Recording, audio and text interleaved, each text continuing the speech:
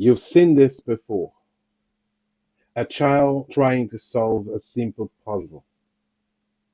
That's a lot like leadership. It's about learning, adapting, and guiding. Dive with me into the fascinating world where parenting meets leadership.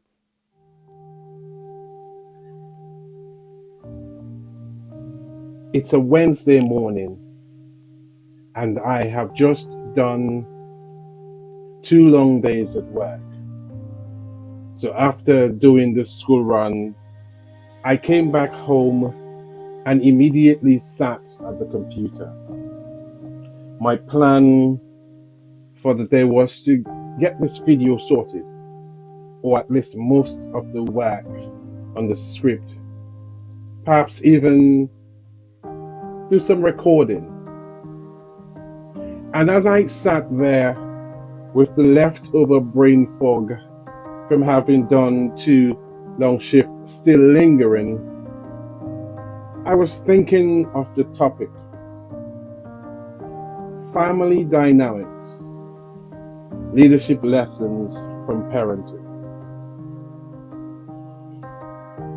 However, I just could not find a story to tell that would tie it all together, or even a story that would do the topic justice. But like every other thing, with time and persistence, my brain fog lifted, and my friend Emma came to my mind. Let me tell you something about Emma. To me, Emma is a 5'2" pocket rocket of a woman and a mother of 4 very energetic children. As long as I have known Emma, she has always been engrossed in the whirlwind of motherhood and everything that it entails. Being a mother was Emma's life.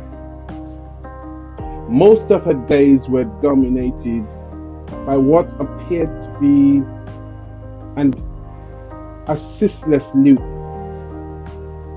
that comprised of preparing breakfast, ensuring her kids got to school on time, handling their education, and guaranteeing they always had a roof over their heads by holding down a full-time job.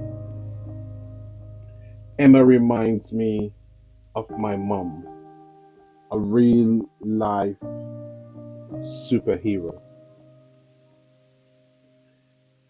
In her mind, this was parenting. It was no more, it was no less.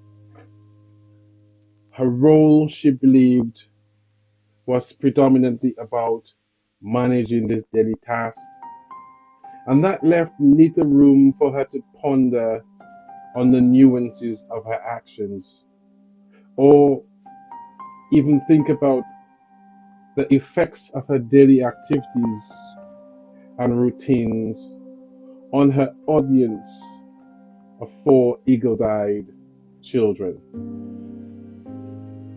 Emma told me a story of one seemingly ordinary day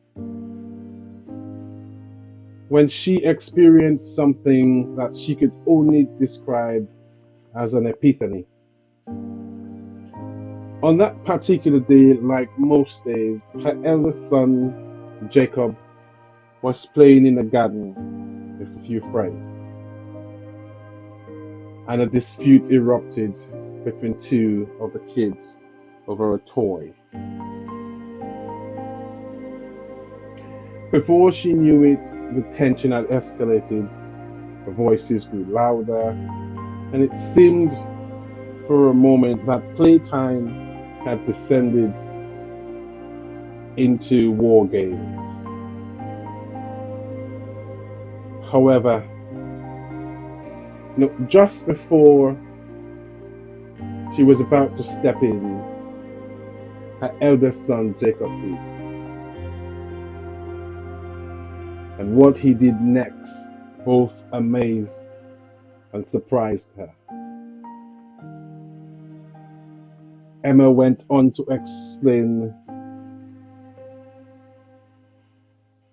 when Jacob stepped in, he didn't shout or push, but instead he calmly mediated the dispute.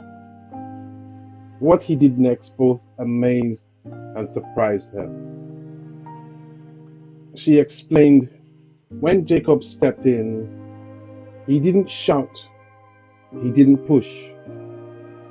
Instead, he calmly mediated the dispute, using words that sounded eerily familiar to Emma. It's not about the toys, guys. It's about understanding each other, he said. Words that Emma had often repeated in different contexts at home. Watching from the window, Emma was stunned, but she was mostly proud. She could feel a tug on her heartstrings as her eyes welled up with tears. It dawned on her in that moment. Her influence went beyond mere parenting.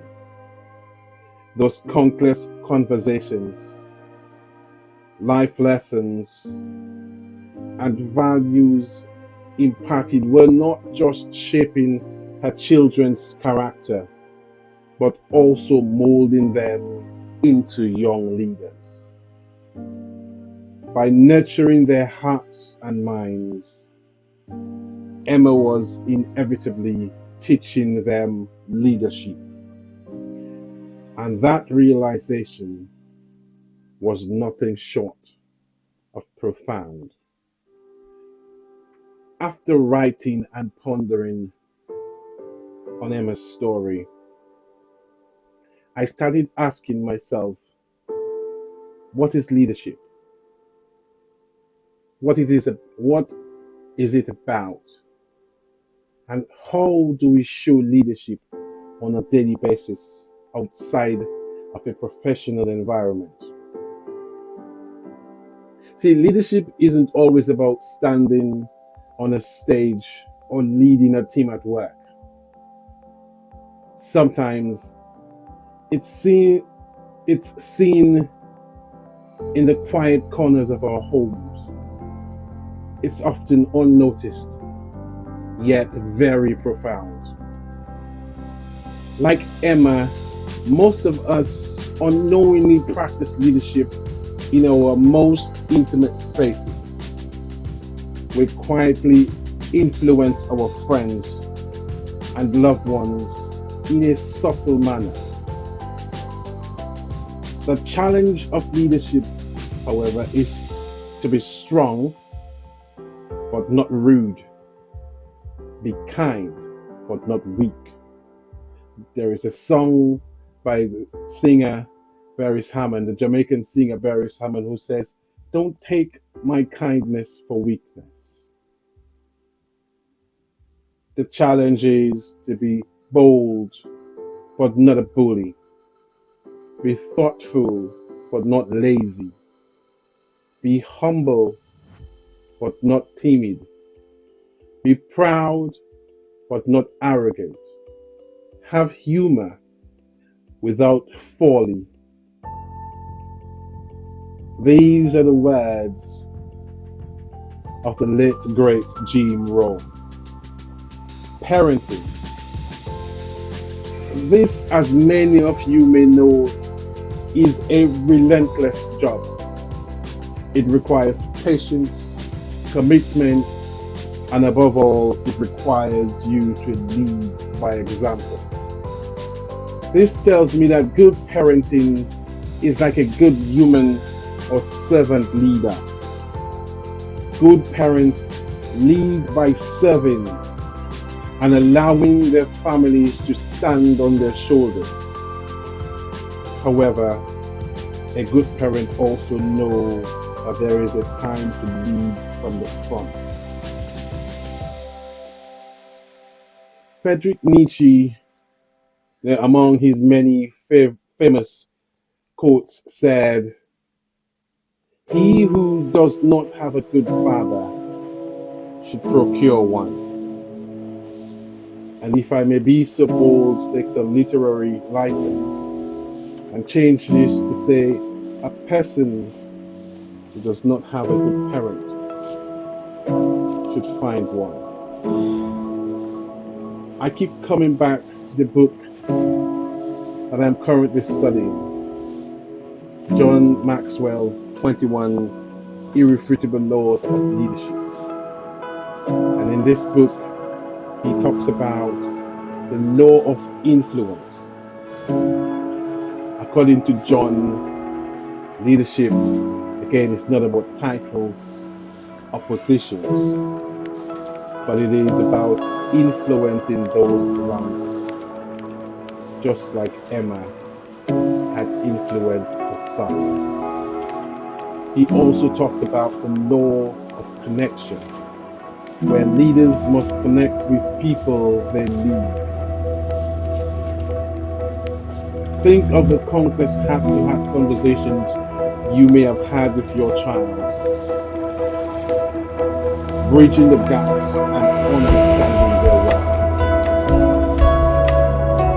Parents who are true leaders understand the principle of authenticity. They know the importance of being genuine. They are in tune with the fact that their children recognize and trust authenticity. They understand the need to be genuine in order to earn the respect of their children. It is worth mentioning that the parent leader understands the principle of listening. It is said that the true leader is one who has mastered the art of listening. Someone who knows that understanding is key. Whether it is the seemingly baseless concern to a teenage son or daughter, or the worry of a young child preparing for the first day at school. Every interaction we have, the values we stand by, the boundaries we set, and every time we choose to be silent, all teach valuable lessons. Emma's story and her son's actions are a testament to that. You see, leading at home is the purest form of leadership. It's devoid of pretense and titles. It's raw, it's challenging, and it's rewarding. And as I stand here today sharing these insights, know that I am on the journey too, as a parent, as a father of a young boy. I am on a journey of understanding, growing, and leading in all facets of life. Just like Emma, just like many of you. As I take each step, I invite you to walk with me. Let's learn, let's evolve, let's lead together.